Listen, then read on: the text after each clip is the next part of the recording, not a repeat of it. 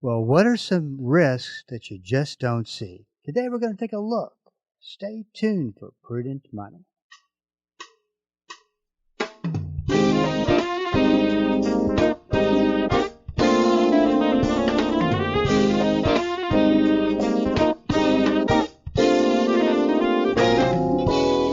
Good afternoon. This is Bob Brooks, and you are listening to the Prudent Money Radio Show. Thanks so much for joining me today. You know I do appreciate it. Well, if you've got a question for me, please go to the website at www.prudentmoney.com. Once you get to the website, there's a link at the very top of the page. Just click through and we'll get you taken care of. It's very easy. All the information that you need is at the website. You can sign up for the Prudent Money newsletter list. That way we keep you posted as to what we put out in the social media and that kind of thing. We're still working on a little bit of that to finalize it. But you can go ahead and sign up and be on that list and be ready to go. So that's all at the website, www.prudentmoney.com. You know, things are just very strange. Maybe as strange as the way I just opened up the program. The things are strange. It's on one hand, you see the economic problems that people are having, with gas prices being what they are, with inflation being what it is. But yet, at the same time, the market's acting as if it doesn't exist. Our president certainly is acting as if it didn't exist. But these are real problems. And then you have statistics like this. A survey, which is the Consumer Sentiment Survey that's done by the University of Michigan, fell to a record low, 48.2 in May from 49.8 in the prior month. But we're setting records in the wrong things. It means people are real down on the economy, where it is, where it's going, and the prospects of it getting better. Then we got this report today. Wholesale prices jump to 4-year high and point to even more inflation this summer. Now, this is at what's called the producer prices. It's at the wholesale level. Think of it as at the foundation of what it costs and a little bit of money in there to move it from point A to point B, and the rest is what they charge the consumer. And of course, everything is going up in price. And a lot of that happens at the wholesale level. So what you would prefer not to see is that being starting to be a very volatile number, and that's what we're seeing. Now, this next set of statistics, and my disclaimer is, sometimes the resource that I got these numbers from gets a little bit sensational, but I'll have to go look and do some research, but I wanted to share with you what he had to say. And so they're very believable. But the numbers, they are staggering. U.S. property foreclosure filings in the first quarter of 2026 were up 6% from the fourth quarter and up 26% from a year ago. Now, this is one of the things that you want to watch for, is people having trouble making probably the most important monthly bill that they make is, of course, your mortgage payment. Car might be probably the second, but you certainly can't afford to have problems with your mortgage. He goes on to say foreclosure starts were up 20% year over year, and bank repossessions. And that I don't know about this one. Bank repossessions were up 45% year over year. 878,000 loans are in severe late-stage delinquency or foreclosure, up 25% over 4 months. Let me just say this: is if those numbers are even half of reality, it's not a very good picture at all. So that's why things just don't make any sense. It's like there's two economies that are occurring at once. You have people that are in AI land spending money like crazy. Everything's great.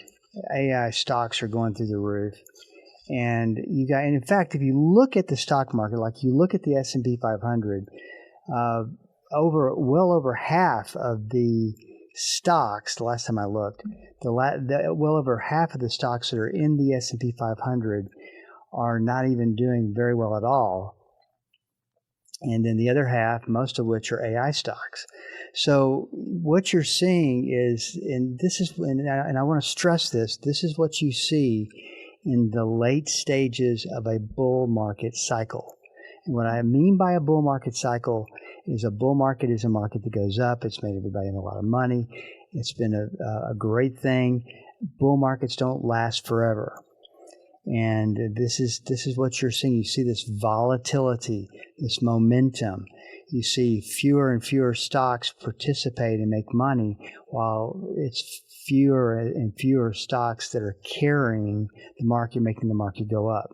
So I hope that makes sense. But it's interesting I've been doing quite a bit of research here lately on what we're looking at. That's kind of the conclusion that I'm coming to. I will keep you posted, and I'll also check out some more of these statistics as well. What I wanted to talk about today, and it's one of those things where I get to the point that I know I'm going to talk about it, and by the time I get done to the end of the program, I don't get to it. If you could see my desk in the radio room, there's just paper everywhere, and it's more than likely things I want to talk to you about. And so one of the things that I've been meaning to talk about, and I'll title it "Things That Cause Risk That We Just Don't See." And there are so many investments that are just buried with risk, buried with high fees, and you never know it. And so what I want to do is bring some of these to the forefront and talk a little bit about private equity. And I think that the private equity investment type model is the perfect thing to talk about, because it is just filled with risk that most people don't know about. Now, you may or you may not, unless you really stay with listening to some of the financial talk shows and CNBC and the financial media and that kind of thing, you probably are not real clear with what private equity firms are.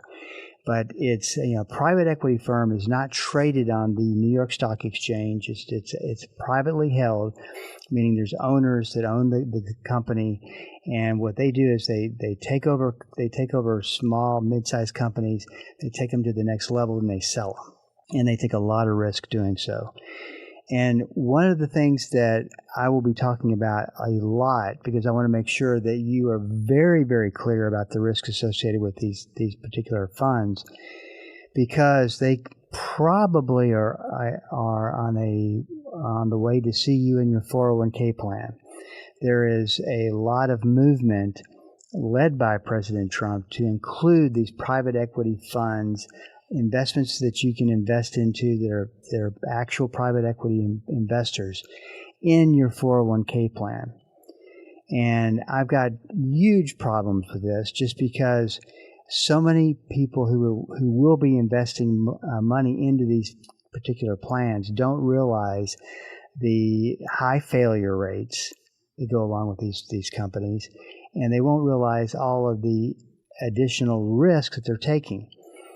Now, you might be saying, well, what about the disclaimers? We're in the times of fiduciary responsibility, meaning that the 401k plan has to protect your interests, has to put you before any other investment or anything like that. Well, yeah, that is true. That is today's market and in the situation that we find ourselves in, which is a good thing. Fiduciary responsibility, even though it's kind of ridiculous, you would think that investment advisors would be putting your best interest in front of theirs, but it doesn't always happen that way. So there's a lot of work, a lot of talk, more so back when Biden was president, not as much today, because President Trump doesn't necessarily, I don't know if the word is care about this particular, it's not top on his agenda, but getting these funds into the 401k plans are top of his agenda. Think about it. If you're a private equity fund, you've got a better story than a mutual fund, and you're walking into a situation where you become a part of all these 401k plans, and you've got hundreds and hundreds of billions of dollars sitting there just waiting for you to get those funds invested into your private equity fund. And here's the problem, is that President Trump is going to be removing, or trying to get it to where 401k plans will not face any liability for putting this together. So they could tell you all kinds of things, and they will not be under the fiduciary responsibility and they'll oversell it, they'll overmarket it, and I guarantee you, human nature will jump on this, and they'll look at it as, well, this could be a great situation to invest my money into. Yeah, it's risk, but look at all the money they've made. They're going to be investing in AI, and you get real into what the marketing brochures say when this you got to know there are heightened levels of risk in these funds. So, and then that's fine. If that's what you want, do your due diligence best you can. And that's the problem, is that, and we'll talk about this, lack of transparency. You don't really see everything that you need to be seeing. So that therein lies the problem. Now, whether or not President Trump gets this fiduciary thing eliminated from that particular scenario, I don't know, and I don't think it's happened as of yet. In fact, they're just now getting all this framework and structure putting together. The last time someone tinkered with 401k plans like this was President Obama. Didn't have very good luck with it. This is a totally different thing from the standpoint of marketing. And you talk about sensationalized marketing. I can just see it now. So most people will jump right in. We'll talk a lot more about this. We're up against a break. This is Bob Brooks. Stick around. I'll be right back. Hello, this is Bob Brooks. Proverbs 22:3 and Proverbs 27:12 are the exact same verse word for word. I call them the stewardship verses of risk. A prudent person foresees danger and takes precautions. The simpleton goes blindly on and suffers the consequences. On the Prudent Money Radio Show, we teach about risk, how to identify it, how to figure it out, and what to do about it. We believe that to be a prudent steward, you have to be a good risk manager. Listen to the Prudent Money Radio Show on Bible School Radio 91.3. Prudent Money, home of the modern-day steward movement. Dynamic, practical, life-changing. There's no point in going to church and not letting the Christ who gave birth to the church on the day of Pentecost change your life. Join us each day as Pastor Paul Shepherd applies the timeless truth of Scripture to everyday life. It's Destined for Victory on this great station. Weekday afternoons at 3:30 here on Bible School Radio, KDKR. This is Rob Randall, your host and teacher of the Invisible War radio program. The Invisible War is the study of God's Word on how to walk in Christ's victory in the spiritual battles we face against the powers of darkness. Join me every Sunday morning at 9 right here on KDKR and KYJC in Commerce, your station for life. Good afternoon. This is Bob Brooks, and you are listening to the Prudent Money Radio Show. If you got a question for me, please go to the website at www.prudentmoney.com. There is a link at the very top of the page. It says, Ask Bob. Just to click through and send me an email, and we'll get you taken care of. That's all at the website, www.prudentmoney.com. Talking about private equity funds and the risks that go with it, you may not see, probably won't see, but it is there. And we have a tendency to, as investors, to just kind of flip through the fine print anyway. Most of the time we don't understand it. And we go back to really like that guy or that gal that talked to us today, really felt like they were trustworthy people. Here's an opportunity. We're getting in on the ground floor. Only we can invest into this fund because it's in a 401k plan and going to make a lot of money. And so I can see it now. And, these private equity funds, they can say, within reason, of course, but they can say things that they couldn't easily have said if the fiduciary responsibility was still intact. And I'm not saying anything has happened to you if you're just joining us, just for these private equity funds inside of 401k plans, which is where it looks like the trend is heading to. But let's start off with some of the risks that you may not be aware of. One is illiquidity. Private equity funds usually lock up the money, so you put your money in there. And I don't know really how they're going to structure this, being that I think they're more into a lump sum type model, whereas as investors we're investing money on a monthly basis. I don't know if that's for them to work out, but just so that you know it, there's a good chunk of your money that could be illiquid. Of course, you could always take lump sums that are in your 401k plan and move it into, that's probably, I didn't even know why I didn't think about that. That's probably where that money would come to. So let's say you have $400,000, you put $200,000 into a private equity fund because you love what they're marketing. But your money could be locked up for 7 to 12 years, sometimes longer. And the problem with not being able to get to your money is that the risks may be showing themselves.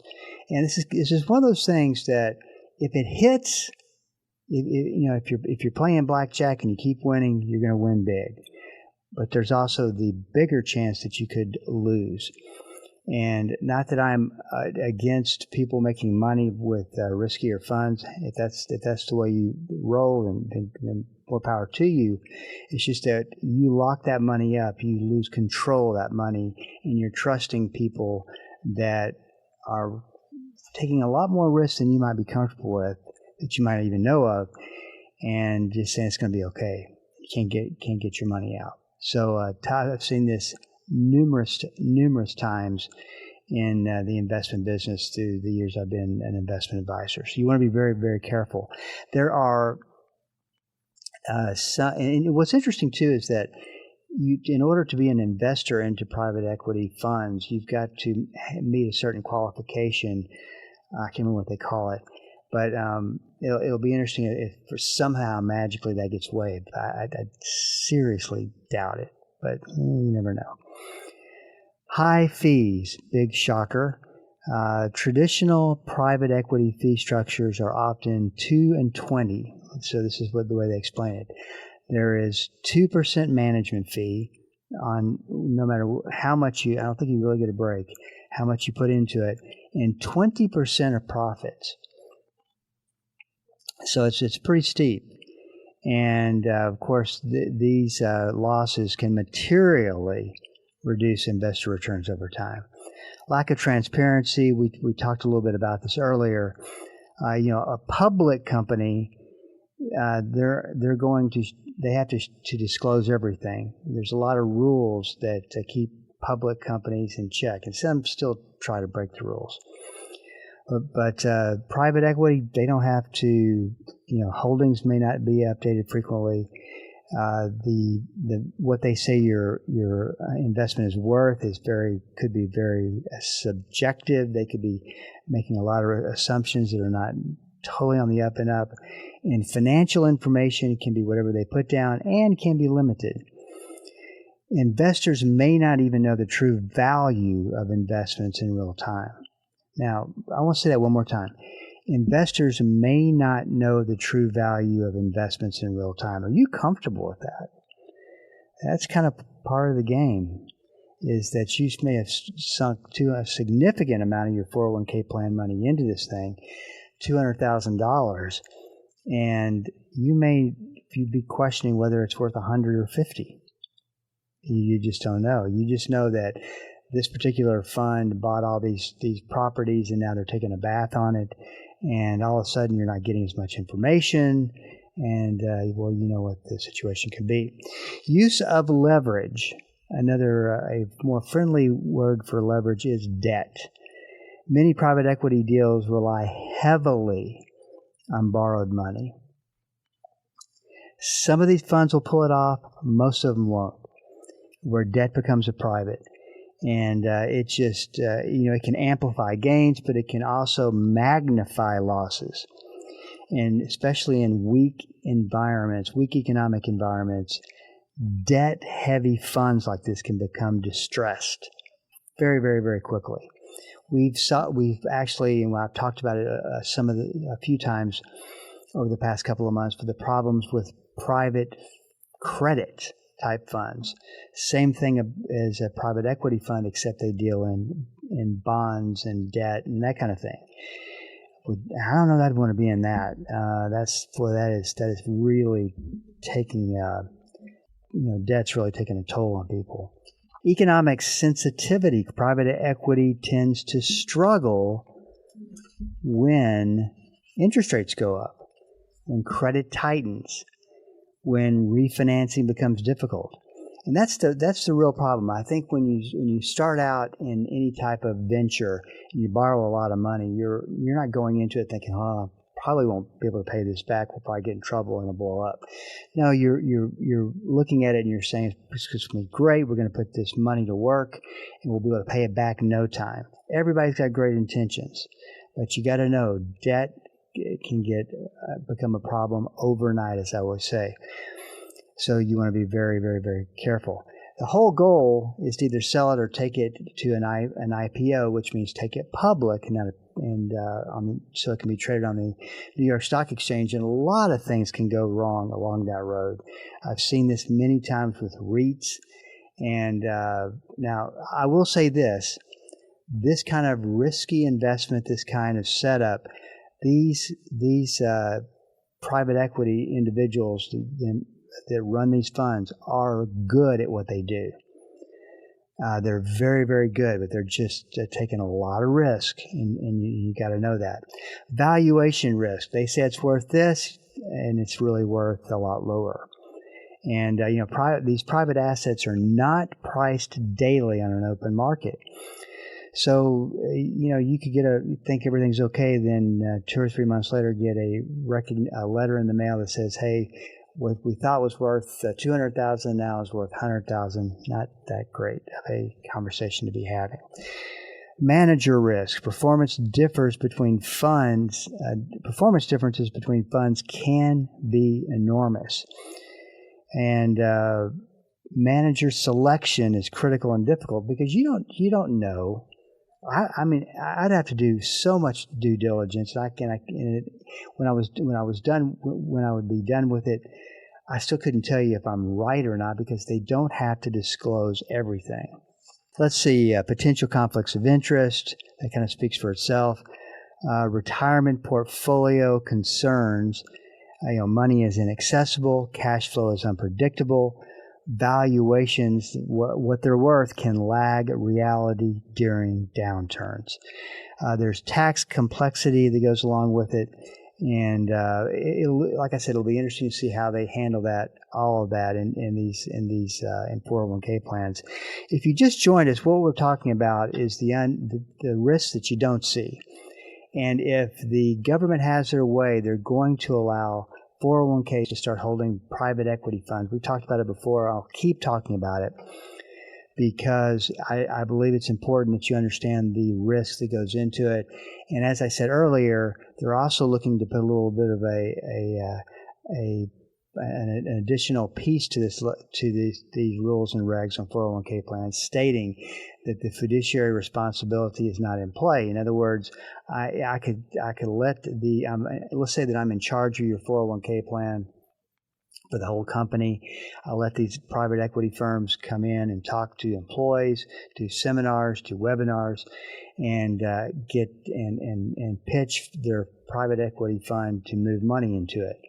And they could say anything they want to, and nothing could happen to me if it blows up, because fiduciary responsibility is not something I'm under because of the new rules. I would like to think that's not going to be a real situation that's going to happen, but there's a lot of things I would have said in January that I couldn't believe were happening today. So there you have it, and I will for sure keep you posted on this. If you are seeing any marketing material at your company, hearing anything, I would love to hear about it. just go to prudentmoney.com. There's an Ask Bob link at the very top of the page. Just click through. And like I said, I'd love to be able to stay on top of what these companies are saying, what they're doing. Then I'm going to make sure that I get you as much good information as possible to make a decision, because it is a high stakes decision, and you certainly don't want to be on the bad end of that high stakes. There was one other thing I wanted to get to. This will be Monday of next week, and we'll get to it, and it's identity theft. It has to deal with identity theft, but we'll talk about it on Monday. Tomorrow, Dan Pillar, one of my favorites, is going to be on the program to talk IRS, and we will enjoy having him on the program. And Tony Joe's on Fridays, and you never know what you're going to get with Tony Joe. Hey, this is Bob Brooks, and you have been listening to the Prudent Money Radio Show. Thank you so much for joining me today. You know I do appreciate it. If you got a question for me, please go to the website at www.prudentmoney.com, because we are all out of time. Till we do meet again next time. Keep the faith and have a great rest of the day. That's all the time we have for today. Questions or comments for Bob, or to find out more great information like what you've just heard, visit www.prudentmoney.com. Be sure to join Bob Brooks again for the next edition of Prudent Money.